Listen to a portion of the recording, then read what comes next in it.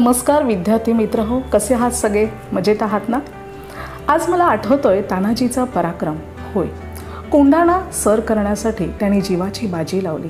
त्याचबरोबर शिवाजी महाराजांचे पराक्रम आठवत आहेत. त्यांनी सर केलेले किल्ले आठवत आहेत. संभाजी महाराजांचा पराक्रम विसरून कसा चालेल? आणि त्याही पुढे जाऊन भारतीय स्वातंत्र्य लढा असू दे किंवा भारतात होऊन गेलेल्या अनेक राजांचा महाराजांचा पराक्रम असू दे, हे सर्व आपण आठवतोय आणि त्याची साक्ष देणारे अनेक पुरावे आपणासमोर आहेत. हे पुरावे असतात कधी गड किल्ल्यांच्या स्वरूपामध्ये, तर कधी ऐतिहासिक दस्तऐवजांच्या स्वरूपामध्ये, कधी हस्तलिखितांच्या स्वरूपात, ताम्रपटाच्या स्वरूपात, तर कधी लोकगीतांमधून लोककथांमधून हा इतिहास आपणासमोर उलगडला जातो. तर अशा या ऐतिहासिक ठेव्यांचं जतन कसं करता येतं, कसं केलं जातं, त्याच्या शास्त्रीय पद्धती कोणत्या, याचा सविस्तर अभ्यास आज आपण करणार आहोत. इयत्ता 10वी इतिहास या विषयाअंतर्गत प्रकरण 9 ऐतिहासिक ठेव्यांचे जतन. पाहूया तर ऐतिहासिक ठेव्यांचे जतन प्रकरण 9. यामध्ये आपण अभ्यासणार आहोत मुख्य 4 घटक. पहिला घटक आहे इतिहासाची साधने आणि त्यांचा प्रकार. दुसरा घटक आहे काही नावाजलेली संग्रहालये. तिसरा घटक आहे ग्रंथालये आणि अभिलेखागार. आणि चौथा घटक आहे कोश वाङ्मय. अशा या 4 घटकांच्या माध्यमातून आपण हे 9वं प्रकरण पाहणार आहोत. हे प्रकरण आपण 2 भागांमध्ये पाहूया.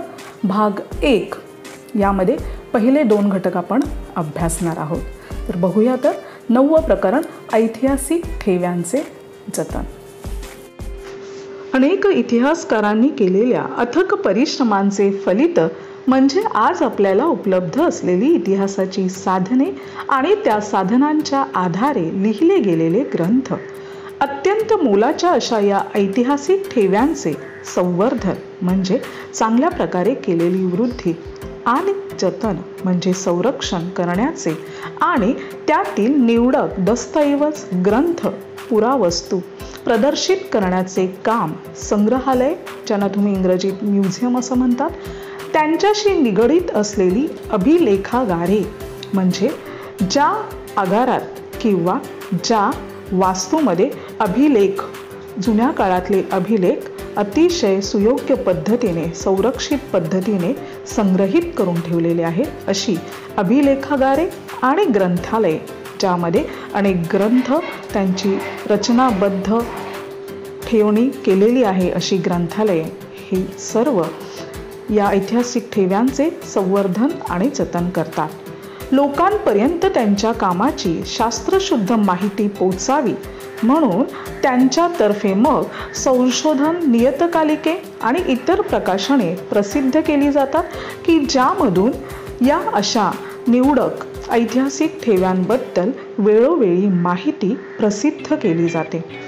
जे दस्तऐवज, पुरावस्तू म्हणजेच पुरातन काळातील वस्तू इत्यादी प्रदर्शित केले जात नाहीत, म्हणजेच दरवेळेला या दस्तऐवजांचं आणि पुरातन वस्तूंचं प्रदर्शन केलं जातच असं नाही, परंतु ते ऐतिहासिकदृष्ट्या महत्त्वाचे असतात, ते संग्रहालय आणि अभिलेखागारांमध्ये जतन केले जातात. म्हणजेच त्यासाठी काही खास संग्रहालय आणि अभिलेखागार बनवले गेले आहेत आणि त्यामध्ये अशा दस्तऐवज आणि पुरातन वस्तूंचा संग्रह केला जातो. परंतु संशोधकांना जर त्यांची गरज भासली, अभ्यास करण्यासाठी म्हणा किंवा आणखी संशोधन करण्यासाठी म्हणा, तर असे दस्तऐवज आणि पुरातन वस्तू आवश्यकतेनुसार उपलब्ध करून दिले जातात. ग्रंथालयांमध्ये ग्रंथांचं जतन आणि व्यवस्थापन अतिशय सुयोग्य पद्धतीने केलं जातं. 9व्या धड्यातला पहिला घटक इतिहासाची साधने आणि त्यांचे जतन. इतिहासाची साधनं मिळवणं, त्यांच्या नोंदी करणं आणि त्या नोंदीनुसार त्यांची सूची तयार करणं की एक यादी तयार करणं. त्यानंतर हस्तलिखिते आहेत, जुने ग्रंथ आहेत, पुरावस्तूंच्या स्वरूपातील भौतिक साधनांची साफसफाई आहे. पुरातन वस्तूंमध्ये मग नाणी असतील, भांडी असतील किंवा अलंकार असतील, त्या भौतिक साधनांची साफसफाई करणं आणि त्या प्रदर्शित करणं या गोष्टी अत्यंत काळजीपूर्वक कराव्या लागतात. त्या कामांसाठी विविध विषयांमधील कृतींसाठी प्रशिक्षणाची आवश्यकता असते. आपण आपल्या घरातल्या वस्तूंची काळजी घ्यायला आपल्याला माहीत असतं की दागिन्यांची काळजी कशी घ्यायची आहे, घरातल्या भांड्यांची काळजी कशी घ्यायची आहे. परंतु त्यानुसारच आपण या पुरातन वस्तूंची काळजी नाही घेऊ शकत. त्यासाठी वेगळ्या कृती आहेत आणि त्या कृती कशा करायच्या यासाठी प्रशिक्षणाची आवश्यकता आहे आणि योग्य प्रशिक्षण प्राप्त झाल्यानंतरच त्या व्यक्तीला त्या कृती करता येतात. आता या ऐतिहासिक साधनांमध्ये तुम्ही आधीच्या इयत्तांमध्ये शिकलेला आहात या साधनांचे प्रकार काय असतात. उदाहरणार्थ मौखिक साधने. मौखिक साधने कोणती आहेत तर लोकपरंपरेमधील गीतं असतील, गाणी असतील, कहाण्या, लोककथा इत्यादी. तुमच्या आजोबांना त्यांच्या आजोबांनी आणि असं पिढ्यानपिढ्या चालत आलेली जी लोकगीतं आहेत, लोककथा आहेत इत्यादींचं संकलन करणं. आता या संकलन झाल्यानंतर पुढे काय तर या संकलित साहित्याचं वर्गीकरण करणं. भाषेनुसार असेल किंवा विषयानुसार असेल त्याचं वर्गीकरण करणं, विश्लेषण करणं आणि त्याचा अन्वयार्थ लावणे की या कथेमध्ये सांगितलेली जी गोष्ट आहे, कथा आहे, तिचा कालावधी कोणता असेल, ती कोणाच्या संदर्भात असेल, ती इतिहासातल्या कुठल्या घटनेशी संबंधित आहे का यानुसार विश्लेषण करून तो अर्थ लावणे आणि त्यानंतर मग ते संशोधन झाल्यानंतर मौखिक साहित्य प्रकाशित करणे. मग आता यासाठी उपयुक्त प्रशिक्षण काय काय घ्यावं लागेल बरं तर समाजशास्त्र. एक, समाजशास्त्राची तुम्हाला जाण असायला हवी. दुसरं, सामाजिक मानवशास्त्र. समाजामध्ये राहणारा जो मानव आहे त्या मानवाचं शास्त्र. तिसरं, मिथके आणि भाषाशास्त्र की भाषाशास्त्राचा सुद्धा अभ्यास करणं अतिशय आवश्यक आहे. त्यानुसार येणारी मिथकं, त्यांचा एकमेकांशी असणारा संबंध लावणे. चौथा मुद्दा आहे ग्रंथालय व्यवस्थापन की ग्रंथालयाची सुद्धा तुम्हाला माहिती असायला हवी, त्याचं व्यवस्थापन कसं चालतं. कारण ज्यावेळेला तुम्ही मौखिक साधनांवरती संशोधन करणार आहात त्यावेळेला तुम्हाला संदर्भ ग्रंथांची गरज लागणार आहे आणि म्हणून ग्रंथालय व्यवस्थापन याचं सुद्धा प्रशिक्षण अतिशय आवश्यक आहे. पाचवं प्रशिक्षण आहे इतिहास आणि इतिहास संशोधन पद्धती. तुम्हाला इतिहासाची सुद्धा माहिती असायला हवी. त्यानंतर त्या इतिहासाचा शोध कसा घेतला गेलेला आहे, कोणत्या संशोधन पद्धतीनुसार घेतला गेलेला आहे त्याचंही प्रशिक्षण असायला हवं. आणि सहावं प्रशिक्षण आहे संशोधनपर लेखन की आता तुम्ही संशोधन केलंय परंतु त्याचं लेखन कोणत्या पद्धतीने करायचे त्याची एक विशिष्ट पद्धती आहे, त्याचं सुद्धा प्रशिक्षण घेणं अतिशय आवश्यक आहे. दुसरा प्रकार आहे लिखित साधनांचा. लिखित साधनांमध्ये तुम्ही मागच्या इयत्तांमध्ये अभ्यासलेला आहेच की लिखित साधनांमध्ये ताम्रपट, दरबारी दप्तरे, खाजगी पत्रे आणि दैनंदिनी, ऐतिहासिक ग्रंथ, हस्तलिखिते, चित्रे, छायाचित्रे, जुने ग्रंथ इत्यादी दस्तऐवजांचा समावेश होतो. तर मग त्यांचं संकलन करायचं आणि तुम्हाला संपादन करायचे. मग आता हे जे दस्तऐवज आहेत त्यांचं संवर्धन जे करायचं आहे त्यासाठी आवश्यक असणाऱ्या सफाई आणि इतर रासायनिक प्रक्रिया करणं आवश्यक आहे. की ताम्रपट आहे की शेकडो वर्ष जुना ताम्रपट आहे, तो अजूनही तसाच राहण्यासाठी तुम्हाला त्याचं संवर्धन करायचं आहे, त्यासाठी सफाई करायची आहे. ऐतिहासिक ग्रंथ आहेत, हजारो वर्षापूर्वीचा एखादा ऐतिहासिक ग्रंथ असेल तर मग तो टिकून राहावा यासाठी कोणत्या रासायनिक प्रक्रिया करायच्या आहेत हे तुम्हाला माहीत असायला हवं. पुढचा मुद्दा आहे दस्तऐवजांचे ऐतिहासिक मूल्य निश्चित करणे की हा दस्तऐवज जो आहे तो 400 वर्षे जुना आहे, 600 वर्ष जुना आहे, की 1000 वर्ष जुना आहे, यानुसार त्याचं ऐतिहासिक मूल्य तुम्हाला निश्चित करायचे. फक्त तुम्हाला कालावधी निश्चित न करता तो जो दस्तऐवज आहे त्या इतिहासाची खरोखर साक्ष देणारा आहे का, ह्याची उलट तपासणी सुद्धा तुम्हाला करून त्याचं ऐतिहासिक मूल्य तुम्हाला निश्चित करायचे. निवडक दस्तऐवज प्रदर्शित करणे आणि मग यामधून काही निवडक दस्तऐवज जे तुम्ही प्रदर्शित करू शकतात, सर्व अटी आणि नियम यांना अधीन राहून तुम्ही जे निवडक दस्तऐवज प्रदर्शित करू शकतात ते प्रदर्शित करणे आणि अशा प्रकारे जे संपादित साहित्य असेल आणि संशोधन जे तुम्ही केलं असेल या लिखित साधनांच्या आधारे त्याचे निष्कर्ष तुम्ही प्रकाशित करणं गरजेचं आहे. मग आता हे सर्व करण्यासाठी तुम्हाला उपयुक्त प्रशिक्षण घेणं आवश्यक आहे की लिखित साधनं यांवर संशोधन करणं, त्याचे निष्कर्ष प्रकाशित करणं, या सर्व गोष्टींसाठी तुम्हाला काय प्रशिक्षण घ्यावं लागेल. तर पहिला मुद्दा आहे ब्राह्मी, मोडी, पर्शियन यासारख्या लिपी आणि त्यांच्या विकासाच्या क्रमाचे ज्ञान, याचं प्रशिक्षण घ्यायला हवं. की पूर्वीच्या शतकांपूर्वीच्या किंवा इसवी सणापूर्वीचे जे काही लेख सापडले, ताम्रपट आहेत, ग्रंथ आहेत, हस्तलिखित आहेत, त्याच्यामधल्या ज्या लिपी आहेत, ब्राह्मी लिपी असेल, मोडी असेल किंवा पर्शियन असेल, या तुम्हाला शिकून घेणं आवश्यक आहे.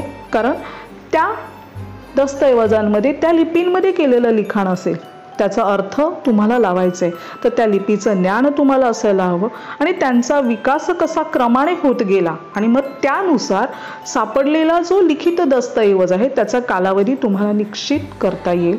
म्हणून या लिपींचं प्रशिक्षण आणि त्यांच्या विकासाच्या क्रमाचं ज्ञान तुम्हाला असायला हवं.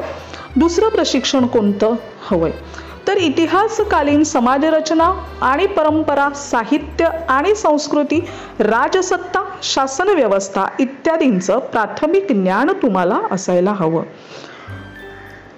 की इतिहास काळामध्ये समाजरचना ज्या होऊन गेला त्यांच्या परंपरा कोणत्या होत्या, तेव्हा उपलब्ध असलेलं साहित्य कोणतं होतं, त्यांची संस्कृती कोणती होती, रीतिरिवाज, सण, समारंभ, भाषा, या सर्वांबद्दलचं प्राथमिक ज्ञान तुम्हाला असायला हवं. त्या त्या कालावधीमध्ये कोणती राजसत्ता होती आणि त्या राजसत्तेने शासन व्यवस्था कशा प्रकारे उभी केली होती याचं प्राथमिक ज्ञान.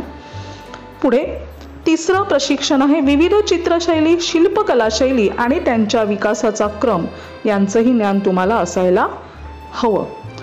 चौथा मुद्दा आहे कागदाचे प्रकार, शाई आणि रंग यांचं सुद्धा ज्ञान तुम्हाला असायला हवं.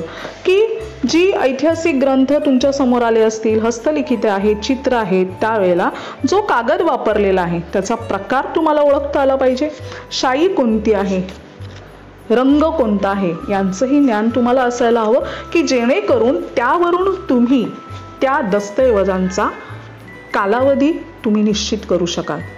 कोरीव लेखांसाठी वापरलेला दगड, धातू यांच्या स्वरूपाविषयी सुद्धा तुम्हाला माहिती असायला हवी. दस्तऐवजांची सफाई आणि संवर्धन यासाठीच्या आवश्यक रासायनिक प्रक्रियांसाठी लागणारी उपकरणे आणि रसायने यांची माहिती तुम्हाला असायला हवी. की ह्या दस्तऐवज तुमच्या समोर आलेले आहेत ते तुम्हाला स्वच्छ करायचे आहेत, स्वच्छ करून ते पुढे टिकवायचे आहेत, त्यांचं जतन करायचे, संवर्धन करायचे, यासाठी ज्या रासायनिक प्रक्रिया करायचे त्यांची इत्थंभूत माहिती तुम्हाला असायला हवी. ग्रंथालयाच्या दालनांमधील प्रदर्शन व्यवस्थापन आणि माहिती तंत्रज्ञान तुम्हाला माहीत असायला हवं. की आता सध्या माहिती तंत्रज्ञानाचा वापर करून सुद्धा आपण असे ऐतिहासिक जे दस्तऐवज आहेत त्यांचं प्रदर्शन व्यवस्थापन करू शकतो, त्यामुळे ते तुम्हाला माहीत असायला हवं. आणि शेवटचा मुद्दा आहे की तुम्हाला संशोधनपर लेखन सुद्धा यावर करायचं असेल तर त्याचं प्रशिक्षण आवश्यक आहे. ऐतिहासिक साधनांमधले तिसरी साधनं आहेत भौतिक साधने. पुरावस्तूंचे संकलन, कालखंड आणि प्रकार यानुसार तुम्हाला वर्गीकरण करणे आणि सूची तयार करता यायला हवी.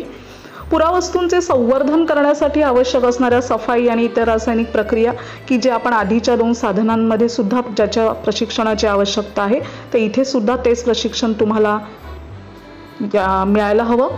निवडक पुरावस्तू आणि त्यांच्या प्रतिकृती प्रदर्शित करता यायला हव्यात. पुरावस्तू संबंधी संशोधनपर लेखन प्रसिद्ध करणे, वनस्पती आणि प्राणी यांचे अश्मीभूत अवशेष, ज्याला आपण जीवाश्म असं म्हणतो, त्यांचं वर्गीकरण करणे आणि त्यांची सूची तयार करणे, निवडक जीवाश्म किंवा त्यांच्या प्रतिकृती प्रदर्शित करणे. आता भौतिक साधनांच्या या सर्व आपल्याला ज्या प्रक्रिया करायच्या आहेत भौतिक साधनांवरती, त्यानंतर संशोधनपर लेखन, प्रतिकृती प्रदर्शित करायचे आहेत, त्यासाठी उपयुक्त असणारं प्रशिक्षण कोणतं ते पाहूया आपण. उपयुक्त प्रशिक्षणामध्ये पहिला मुद्दा आहे पुरातत्वीय अभ्यास पद्धती, सिद्धांत आणि प्राचीन संस्कृती यांचा परिचय तुम्हाला असायला हवा. की तुम्ही जीवाश्म तुम्हाला अभ्यासाला दिलेला आहे, मग त्यांच्या अभ्यासाची पद्धती कोणती आहे, की तुम्ही एखादा आता काही अवशेष तुम्हाला सापडलेले आहेत एखाद्या ठिकाणी आणि तुम्हाला त्याचा अभ्यास करायचा आहे, मग त्याची अभ्यास पद्धती तुम्हाला अवगत असायला हवी. त्याचे सिद्धांत कोणते आणि प्राचीन संस्कृती यांचाही परिचय तुम्हाला असायला हवा. पुरावस्तू बनवण्यासाठी वापरलेला दगड कोणता आहे, खनिज असतील तर खनिज कोणती आहे, धातू कोणता आहे, चिकणमाती यासारख्या माध्यमांचे प्रादेशिक स्रोत कोणते.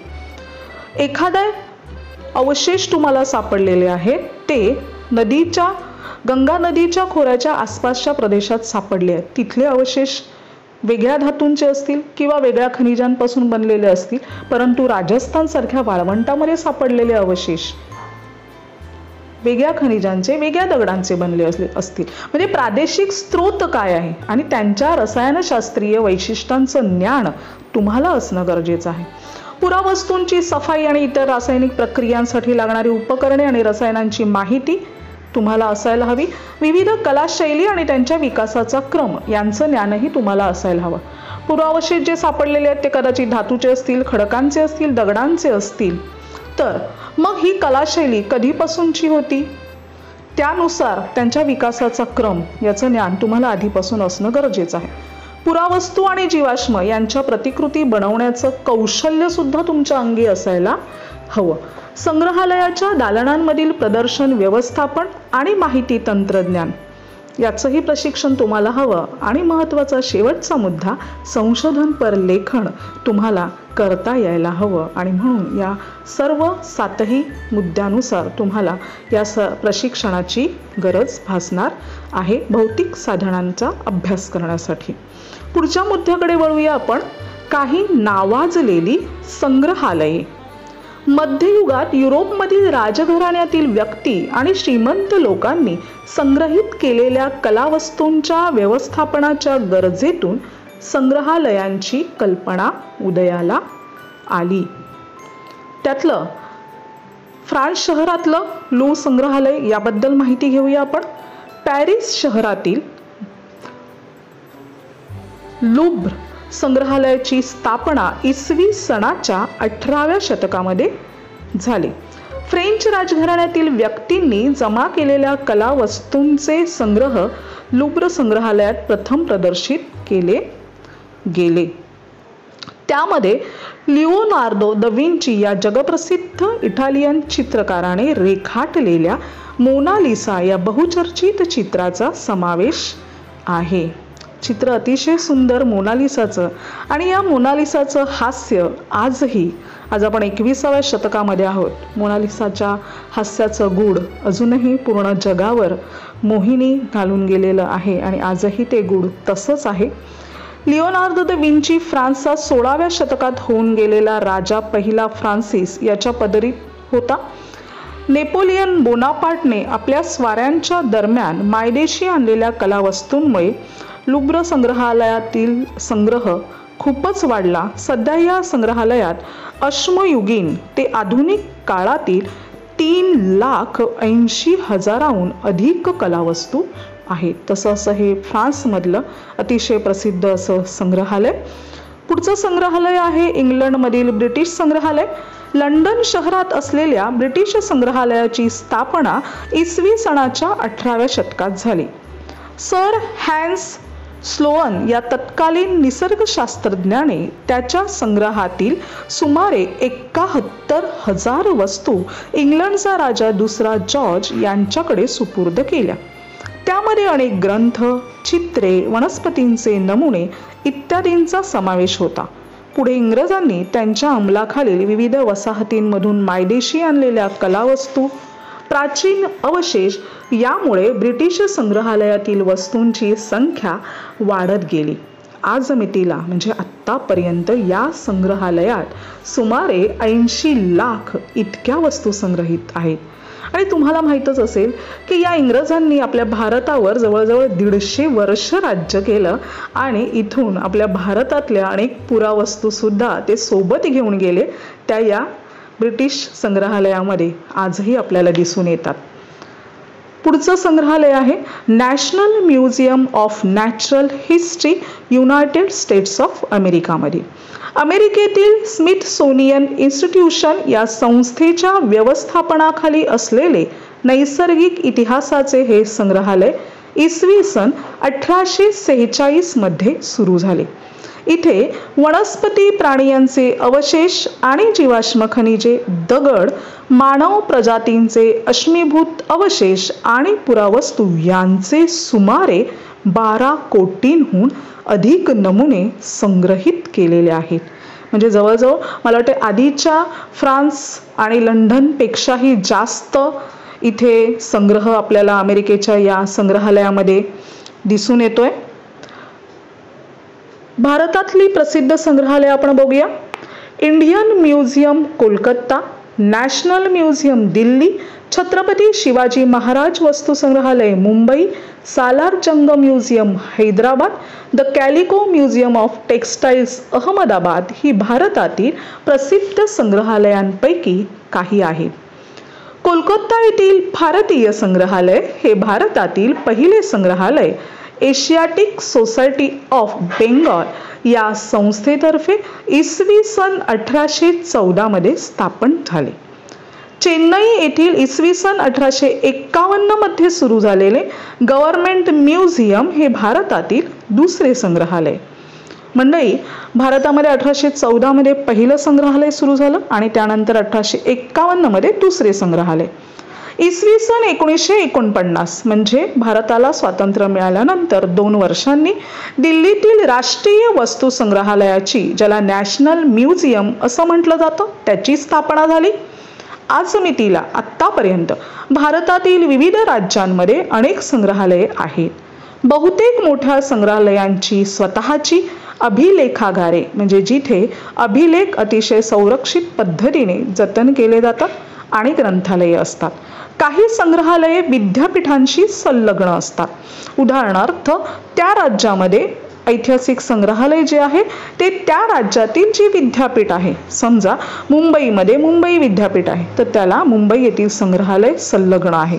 अशा संग्रहालयांतर्फे मग संग्रहालय शास्त्र या विषयाचे विविध अभ्यासक्रम शिकवले जातात. म्हणजे त्या विद्यापीठामध्ये संग्रहालय शास्त्र हा विषय अभ्यासणारे जे विद्यार्थी असतील त्यांना जे प्रात्यक्षिक कार्य करायचं आहे, ऐतिहासिक दस्तऐवज आहेत, ठेवे आहेत, प्रत्यक्ष जाऊन पाहायचे असतील तर जवळच असलेल्या संग्रहालयामध्ये जाऊन ते स्वतः जाऊन पाहू शकतात आणि त्यांचा अभ्यास करू शकतात.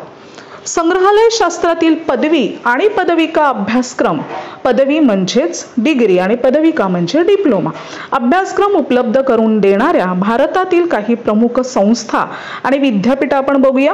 राष्ट्रीय वस्तू संग्रहालय दिल्ली पहिलं आहे आपलं.